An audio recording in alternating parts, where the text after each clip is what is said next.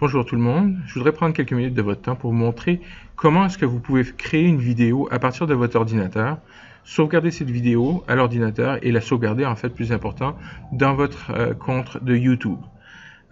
Pour ce faire, et ce que je vais vous montrer ici c'est complètement gratuit, pour ce faire ce que vous devez faire c'est aller chercher une extension de Google dans le Google Chrome Store. Maintenant pour le faire, ce que vous devez faire, c'est que vous devez aller sur les trois petits boutons ici. Vous allez dans la section More Tools et vous allez voir la section Extensions. Dans la section Extensions, vous allez aboutir à quelque chose du genre. Ce que vous devez faire, c'est cliquer ici sur, ils appellent ça un hamburger, mais bon. Vous pouvez aller là-dessus et en bas, vous allez avoir Open Chrome Web Store. Cliquez là-dessus. Et voilà, vous allez avoir l'endroit pour aller chercher ce qu'on veut. En passant, toute la vidéo que je vous montre ici, si je parle trop vite, n'hésitez pas à appuyer sur pause. Donnez-vous la chance de faire les étapes comme il faut. Une fois que vous êtes à cette étape ici, vous pouvez voir beaucoup de sortes d'extensions, ou moi j'appelle ça des applications, mais bon, des extensions qui fonctionnent dans Google Chrome. Ce que vous allez faire ici, c'est que vous allez cliquer, vous allez chercher le logiciel ou l'extension qui s'appelle, pas Loop, qui va s'appeler Loom. Loom est ici. Alors, moi, vous allez voir, je l'ai déjà installé. Dans votre cas, vous allez probablement voir quelque chose qui dit « Ajouter à Chrome ». Ce que vous allez faire, c'est en l'ajoutant à Chrome, vous cliquez là-dessus, il va vous demander la permission s'il peut l'ajouter, vous allez dire que oui, et il va probablement vous demander de vous inscrire, et vous avez qu'à utiliser votre compte du conseil scolaire de Google, et c'est tout. Et ce qui va arriver, c'est que Loom va être installé ici, dans différentes applications, différentes extensions que vous aurez dans Google Chrome. Une fois que ça c'est fait, là vous êtes prêt ou prête à pouvoir l'utiliser. Pour l'utiliser, tout ce que vous avez besoin de faire, c'est d'appuyer sur l'icône qui va apparaître. Et en appuyant sur l'icône, vous allez avoir un menu du genre. Maintenant, j'ai remarqué une chose déjà, que si par exemple je suis dans un écran comme celui-là ici, qui est quand j'appuie sur la petite maison, si vous avez ça sur Chrome dans votre ordinateur, sinon laissez faire.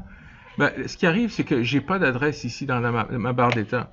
Alors ce qui arrive, c'est quand j'appuie dessus le bouton de Loom, il va me donner pas grand-chose. Il me dit Can't record here.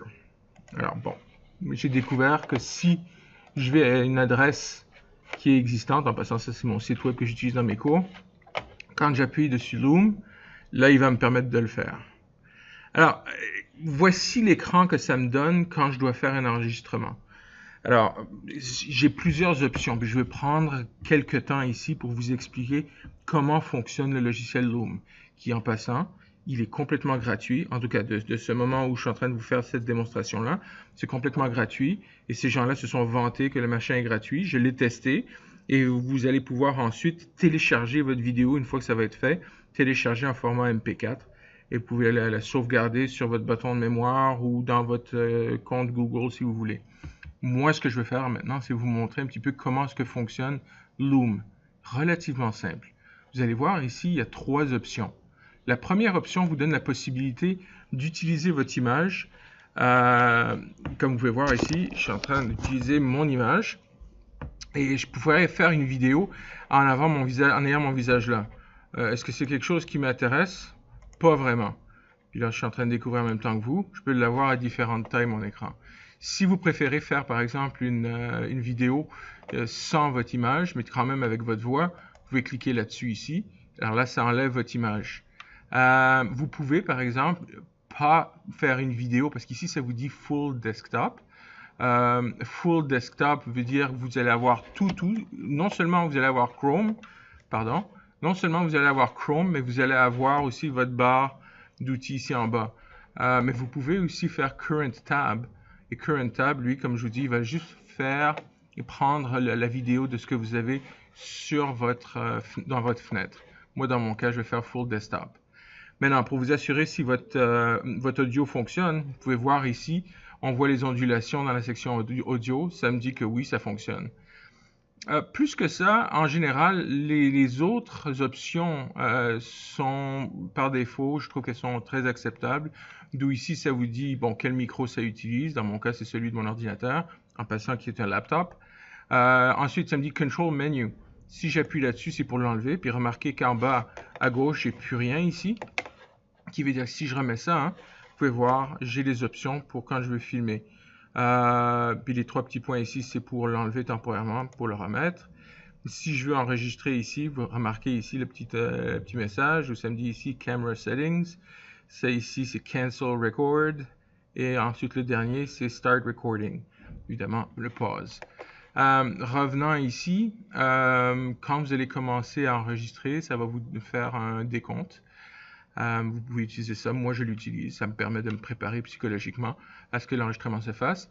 Et puis ça, évidemment, ça c'était parce que j'étais dans la section plus avancée des options. Et vous, quand vous allez le voir, vous allez être ici. Si vous voulez voir ce que je vous ai montré, vous pouvez aller là-dedans. Alors, en gros, vous allez commencer. Vous allez faire Start Recording. OK? Et puis lui, ici, il va vous demander, il va vous dire qu'est-ce que vous voulez faire, est-ce que vous voulez partager, nanana. Puis ça me demande ici votre écran au complet ou est-ce que c'est la fenêtre de votre application. Bien, il me montre les fenêtres que j'ai ouvertes. Dans mon cas, non, je veux que ce soit tout mon écran. Alors, je vais écrire ou cliquer sur Share. Il me donne un décompte. Et là, maintenant, bienvenue à ma démonstration. Je m'appelle Dominique Etcheverry. Voici comment est-ce que vous devez faire pour aller sur mon site. Et ainsi de suite. Je continue à faire de ma démonstration. Remarquez que pendant que je suis en train d'expliquer ça, c'est en train d'enregistrer ma voix, c'est en train d'enregistrer ma souris qui bouge, c'est en train de tout faire. Ce que vous avez ici, c'est une vidéo que le jeune ou que vos collègues pourront voir si, par exemple, vous avez des étapes que vous voulez expliquer ou si c'est même pour juste donner votre voix ou donner des explications à voix haute. Vous pouvez le faire. Une fois que vous avez terminé de faire ça, vous pouvez cliquer sur cette flèche pour dire que vous avez fini.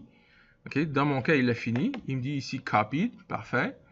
Là, maintenant, ce qu'il est en train de faire, il est en train d'aller au site de Loom. Parce que là, il reconnaît qu'on a fait une vidéo. OK? Alors, dans mon cas ici, voici la vidéo que j'ai faite. Je peux lui donner un titre. Mon titre, lui, qu'il a mis, c'est l'adresse de l'endroit que j'ai enregistré. Alors, moi, je peux écrire, par exemple, une démo pour le personnel. OK? Et puis, il me demande ici si je veux partager la vidéo. Pas vraiment, mais je peux la partager. Si vous voulez la partager dessus Twitter, Facebook et par un courriel. Ou vous pouvez même avoir le code de votre vidéo. Moi, dans mon cas, ce qui m'intéresse le plus, puis ce qui fait que j'aime beaucoup cette solution ici, c'est que je peux cliquer sur ça ici. OK? So, ça, c'est pour le télécharger. Je pourrais aller chercher la vidéo. Je pourrais même réécouter ce que j'ai fait. Bienvenue à ma démonstration. Je m'appelle Dominique Etcheverry. Voici comment... OK, alors on peut voir que ça nous donne quelque chose qui est parfait pour les jeunes. OK, il n'y a vraiment pas de problème. Ce qui veut dire que là, hein, si je suis prêt, je peux cliquer dessus ça ici, OK, qui va me permettre de télécharger ma vidéo. OK, maintenant évidemment que je vous montre ça, hein, il va me télécharger absolument rien. Alors attendez une seconde.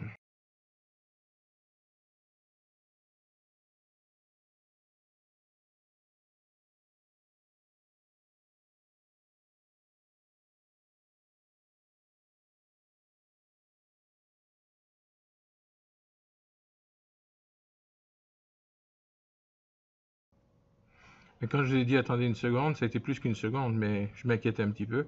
Écoutez, je vais vous dire bien honnêtement, je me suis rendu compte que si l'Internet n'est pas rapide dans l'école, comme c'est le cas aujourd'hui pendant que j'enregistre, ça va prendre un certain temps pour que votre vidéo soit envoyée à Loom puis que ça soit organisé. Mais une fois que Loom l'a reçu, puis vous pouvez laisser votre écran ouvert, puis ça va être envoyé aussi rapide que l'Internet peut être. Une fois que ça va être reçu, là, vous allez voir la flèche qui va être utilisable. Vous pouvez cliquer sur la flèche. Et ensuite, ce que ça va faire, c'est que ça va vous permettre de le télécharger. Okay, là, ça me donne la démonstration, ça monte les affaires, comme vous pouvez voir. Okay, si je retourne en arrière, donc ça va me permettre de pouvoir le télécharger. Maintenant, vous allez voir que quand il y a cet écran ici qui apparaît, qui vous montre l'enregistrement que vous avez fait, vous allez remarquer ici une flèche qui fait que quand vous cliquez dessus cette flèche ici, ça va vous permettre de sauvegarder votre vidéo dans votre ordinateur. Si vous fonctionnez à partir d'un Chromebook, vous pouvez aller mettre une clé USB dans votre Chromebook et ensuite sauvegarder la vidéo dans votre clé USB. Qui fait que là, ici, ça m'a donné un certain nom barbare. Moi, je vais écrire démo personnel. Et je vais, dans mon cas, aller sauvegarder ça dans un dossier que j'avais créé tout spécifiquement pour vous autres. Alors, démo pour personnel, et je vais le sauvegarder là. OK, alors évidemment, il va le télécharger. Et là, c'est prêt à être utilisé. Ça, c'est l'étape la plus importante pour vous. Okay? Ce que vous voyez ici, ce que je vous ai fait écouter un petit peu, c'est exactement ce que le jeune va voir. Donc, vous n'avez pas besoin de vous préoccuper sur la qualité. Comme vous pouvez voir, la qualité, je pense, est très acceptable. À partir de là, la prochaine étape, c'est qu'est-ce que vous faites avec votre vidéo? Parce que vous voudrez peut-être la mettre sur Google Classroom. Ou même, vous pouvez aller la mettre sur YouTube. Moi, la recommandation que je vous donne, sans vous préoccuper de Google Classroom pour le moment, c'est que vous pouvez aller la mettre sur votre compte de YouTube. Alors, allez par exemple dans votre code, là je suppose que vous êtes dans votre code de Gmail du conseil scolaire. Alors, ce que vous pouvez faire, c'est aller vous rendre dessus YouTube, ce qui veut dire que je vais aller ici à YouTube. Et dans YouTube, je vais m'assurer à ce que ça soit avec le bon compte que j'utilise, qui dans ce cas ici, c'est pas le bon compte. Ça ici, c'est mon compte personnel. Alors, je vais aller me rendre à mon compte du conseil scolaire. Qui fait que dans ce cas ici, je vais aller à changer de compte parce que j'étais dans mon compte personnel. Je vais aller dans mon compte du conseil scolaire.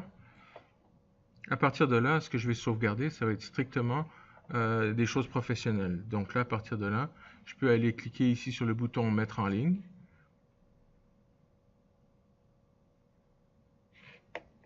À partir de là, je peux aller cliquer sur, alors je peux l'avoir public, je peux l'avoir privé. Il peut être non répertorié. Moi, pour le moment, je vais le laisser public. Je vais aller chercher télécharger, démo personnel. Je vais l'ouvrir et il va être téléchargé. À partir de là, vous pouvez aller donner le titre de votre affaire. Vous pouvez mettre une description si vous voulez. C'est à vous de le faire. Mais une fois que vous êtes prêt à propos de ça, prêt à le publier, ce qui vous mentionne ici, c'est cliquer sur publier pour diffuser cette vidéo. Alors, je pourrais cliquer sur publier. Et puis là, ce qu'il va faire, c'est qu'il va faire le traitement de la vidéo. Et je fais ça évidemment une fois que j'ai rentré l'information qu'il faut. Là. Et là, la vidéo, elle a été envoyée. Je suis plutôt surpris de voir que c'est rendu à 95% si rapidement. Mais une fois que ça va être prêt, vous pouvez prendre le code de la vidéo et puis l'envoyer par courriel au personnel. Alors, je reviens à ça. Comme vous pouvez voir, il est prêt. Là, je peux prendre cette adresse ici et je peux cliquer avec le bouton droit de la souris, copier. Et ensuite, je peux aller dans mes courriels. Je peux aller créer un nouveau courriel. Je peux tout de suite, si je veux, aller mettre l'adresse courriel, mettre le sujet, l'envoyer au personnel, envoyer, et puis voilà. Les gens, eux, vont recevoir l'adresse de votre vidéo, ont juste à cliquer dessus, puis vont pouvoir la voir. Il y a d'autres façons de faire les choses, de partager les vidéos. Puis dans Google Classroom, évidemment, il y a d'autres façons de faire les choses. Vous allez voir, il y a différentes options ici que vous pouvez utiliser, parce que vous pouvez aussi intégrer votre vidéo. Puis pour l'intégrer ici, ça vous donne un code que vous pouvez utiliser. Puis ce code-là ici, c'est pour une technologie qui s'appelle les iframes. Et vous pouvez utiliser ça dans Google Classroom. Vous pouvez le partager, comme je vous ai montré, pour le courriel, mais aussi vous pouvez cliquer directement sur courriel. Et puis ça va vous donner le même genre d'affaires. Mais la différence, c'est qu'ici, vous allez pouvoir écrire le destinataire. Alors si j'écris par exemple Gisèle, là il va me dire ici, ok, conférence Gisèle Lalonde, ou Gisèle Lalonde enseignant, ou ainsi de suite. Alors, si je dis Gisèle Lalonde enseignant, je peux écrire le message qu'il faut, puis ensuite envoyer un courriel, ça va l'envoyer à tous les gens que je veux. De la même façon, je peux écrire que je vais l'envoyer à des élèves en particulier, ça va le faire à des élèves en particulier. Donc, de cette façon-là, hein, vous pouvez mettre votre voix dans une démonstration et puis voir à ce que ça puisse satisfaire le besoin du jeune. Parce que ce que je voudrais essayer de faire ici, c'est d'éviter de plus en plus, éviter les explications écrites sur papier ou écrites à l'ordinateur, où en général les gens n'ont peut-être pas essayé la démonstration et essayé les étapes qu'elle est en train de donner, et puis que les étapes soient fausses. En essayant les choses directement, on peut trouver les problèmes et puis on va être beaucoup plus précis.